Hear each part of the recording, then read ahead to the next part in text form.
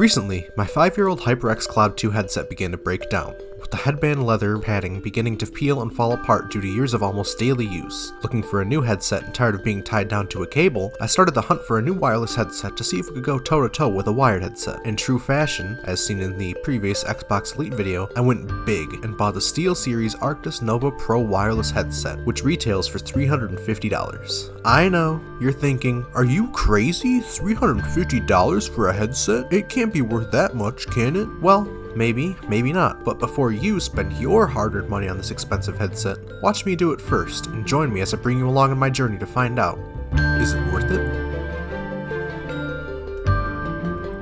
I really enjoyed my HyperX Cloud 2s. I got them as a Christmas gift one year, and I treasured them dearly, using them almost every day for work, gaming, listening to music, and editing. They were certainly a workhorse, and it was an amazing headset with great sound quality. Unfortunately, the leather padding on the headband started peeling off, and I had already replaced the ear cups because of a similar issue. Since I use headphones all day for work and at night for gaming, I figured that it would be reasonable to get a new headset, and that it wouldn't be too much of a stretch to spend more money on something I use so often, as sometimes the age-old adage is true: you get what you pay for. So, I underwent the grueling task of going online and skimming through reviews and articles about what's the best wireless gaming headset, and oh boy, was there a lot. Obviously, there are a lot of different gaming headsets and a lot of different headphone brands. Looking through the list, I saw a lot of the usual suspects: Turtle Beach, HyperX, SteelSeries, Astros, so on and so on. Now, my one caveat I had was that I wanted these headphones to be able to work with both my PC and my Xbox Series X, as I play on that a lot as well. This actually helped narrow down the options a lot, as it seems like quite a few of the wireless headsets aren't suited to work with the new Xboxes.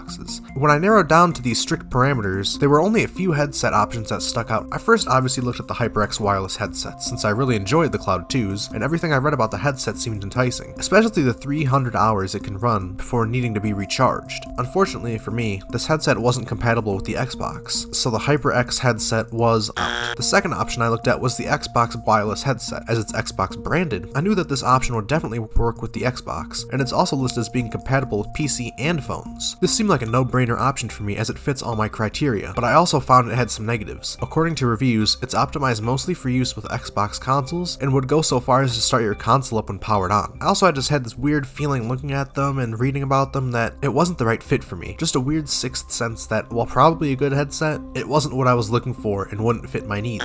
This finally led me to the Steelseries Arctis Nova Pro wireless headset. Initially, I was looking at the Steelseries 7X wireless headset, which is a cheaper version of the Arctis Nova Pros. However, looking at the reviews, it seemed like they had a lower audio quality and worse reviews and a lower star rating. I initially wrote off the Arctis Nova Pro wireless headset strictly due to the fact that it had such a steep price tag. I just thought, you know, these can't be worth $350, so why even bother looking at them? However, once I took a closer look, it had a lot of features that really caught my eye. They're wireless, it has a retractable mic, it has swappable batteries, and a really cool feature where it can simultaneously connect to both wireless 2.4 GHz and Bluetooth 5.0 for audio, so you can listen to music and play your Xbox at the same time. Before I knew it, they had grabbed my attention, and whenever I was looking at the other headsets, the Arctis Nova Pro Wireless was in the back of my mind, and I found myself comparing it to them. So, I decided to bite the steep price tag bullet and purchase it. Before I get into the headset itself, I do want to give a bit of a disclaimer. No, unfortunately, this is not a sponsored video, and I did not get this product for free, much to the dismay of my wallet. But I did have some Amazon gift cards that I used to purchase this headset, and it was on sale when I purchased it as well. The headset usually retails for $350 before tax, but it was coincidentally on sale on Amazon for $50 off. I also had a $15 Amazon credit, and I also had a $50 gift card I got, so while the headset does retail for $350, I managed to get it for an absolute steal of, let me just get my calculator out, I'm bad at math, $225 before tax. Okay, so maybe not exactly a steal, but I think getting a third off of the total price is pretty nice. Also, I just wanted to say I appreciate anyone watching this video, and if you enjoy it, or if it helped you, consider leaving a like so it can reach and help more people. And consider subscribing if you're enjoying the content. I'd love to hear from anyone in the comments who has this headset as well, and hear their opinions on it. And if you have any further questions about the headset that weren't answered in this initial video, throw them in the comments and I'll do my best to help. But anyways, the headset. After a week or two of deliberation, I finally ordered the Arctis Nova Pro wireless headset. It arrived the next day with a giant shipping label on the front and no OtterBox because I got next day Amazon delivery because I'm an impatient bitch. But here's one I found online. The packaging wasn't anything special. It's just a box with inlays for the headset and instructions and cables. It comes with 3 cables, 2 USB-A to USB-C to connect the dock to your computer and Xbox, and a 3.5mm cable for wired use. It also came with a bag to put the headphones in, but in my opinion it's practically worthless to the headset, as the most it would do would be to stop dust from getting on it. It's not a protective bag, and I would not feel comfortable putting this $350 headset in this bag. But I guess maybe you could put the cables in it? Taking the headphones out of the box, I was surprised at how slim they were. Compared to my Cloud 2s, these seem to be more compact and less bulky despite being wireless. They're also less flashy than the Cloud 2s and look more like normal headphones, which could be a positive or negative depending on the person. There's an elastic band on the headphones that rests on your head so your head isn't resting on the plastic. While the plastic headband may seem a bit cheaper and less luxurious than other headsets, I was actually looking for a headset with a plastic headband due to the aforementioned Cloud X2 problem. With the plastic headband piece, it should ideally last longer, and the elastic piece is replaceable, so you could swap it out if it gets too disgusting or starts falling apart. You can also obviously adjust the headphones to fit your head better. The thing that surprised me the most was the ear covers.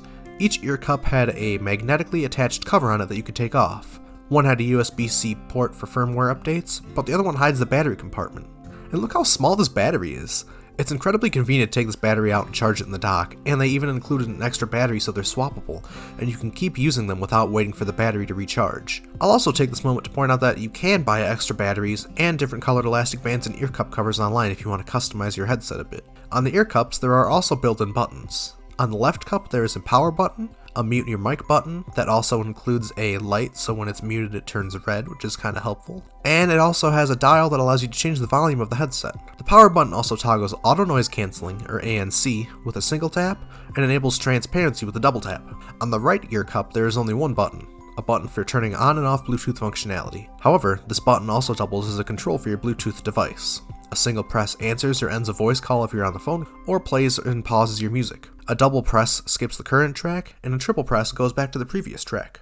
Now onto the dock, which is sort of like the second piece of the headset. The dock included with the headset is what allows it to have wireless functionality, as you plug the dock directly into your PC or Xbox, and that's how you get your game audio. There's also a slot on the side where you charge the headset batteries.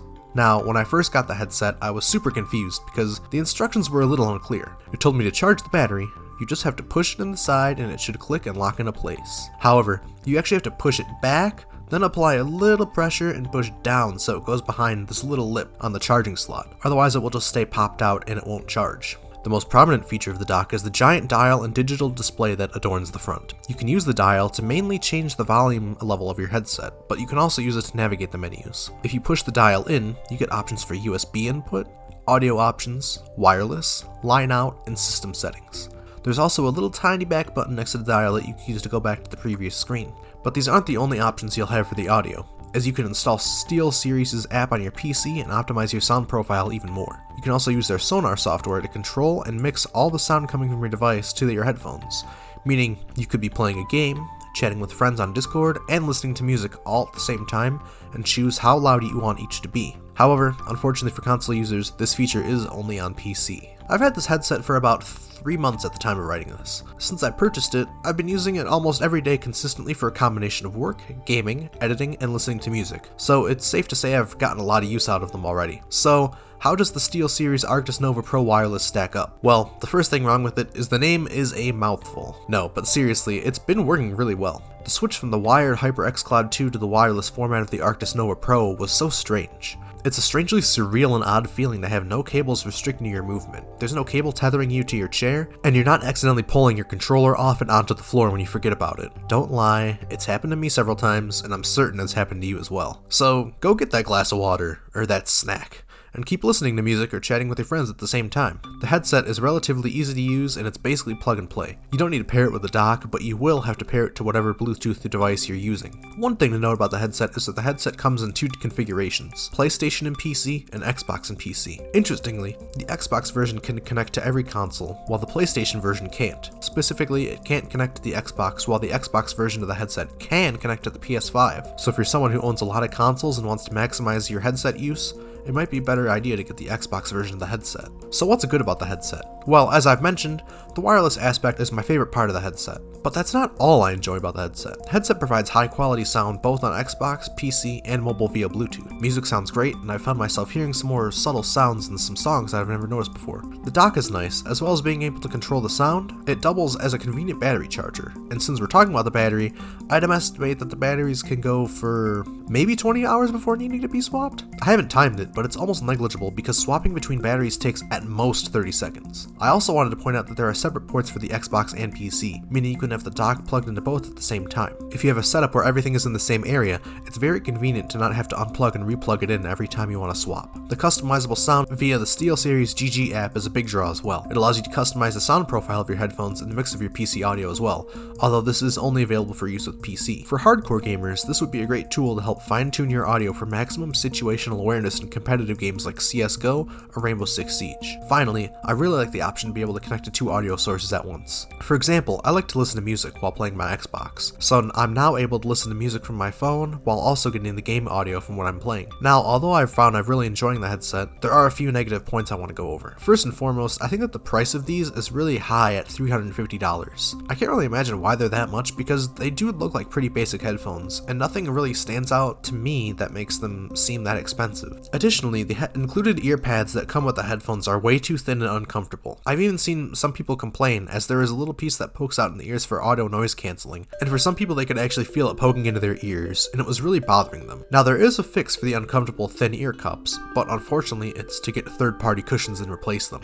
which is a task in itself. It took me about 15 minutes just to change both the ear cups on these. I personally got some cushions from Wicked Cushions, and the cheapest options on their website for replacement pads are $23.95. This just backs up my claim that you should definitely get these on sale, as you have to spend another $25 to $30 to actually make the headphones more comfortable. It's a shame that Steelseries hasn't fixed it, as it's one of the most prominent negative points of the headset that I've seen online in reviews. Sometimes I also feel like the headset isn't sitting right on my head, and I feel like I have to keep readjusting it until it feels a little better. Now this could just be a me thing, because sometimes they don't bother me at all, and other times I feel like I'm adjusting them a couple times before they feel right. I've also found a few issues that stem from the Bluetooth functionality as well, although I'm not sure if it's specific to me, or maybe just something to do with my phone, so I can't 100% say that this will happen to you if you get this headset. First, I've noticed that if I'm listening to both game audio and Bluetooth, sometimes the Bluetooth will cut out for a millisecond before coming back in. Sometimes it happens so often that I just say screw it, and shut off the game audio and listen to music. I've also noticed that the Bluetooth sound setting seems to be a little finicky.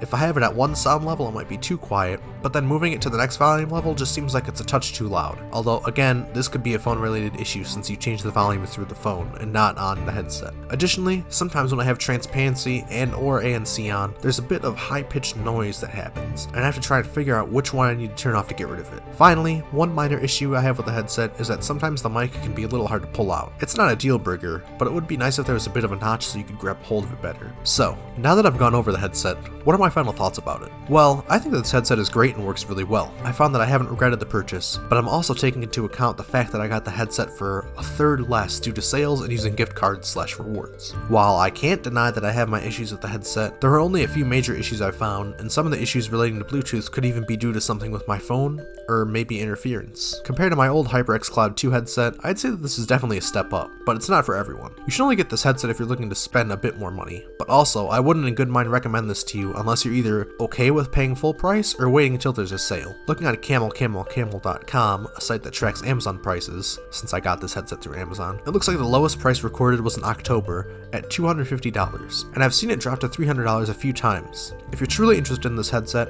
I think I would definitely wait for a sale, especially if you take into account the fact that you'll likely have to purchase replacement ear pads if you find them uncomfortable. And we've reached the end of the video. If you found it helpful and enjoyable, consider leaving a like, subscribing, and leaving a comment with your thoughts on the headset. Thanks for watching, and I'll see you in the next video.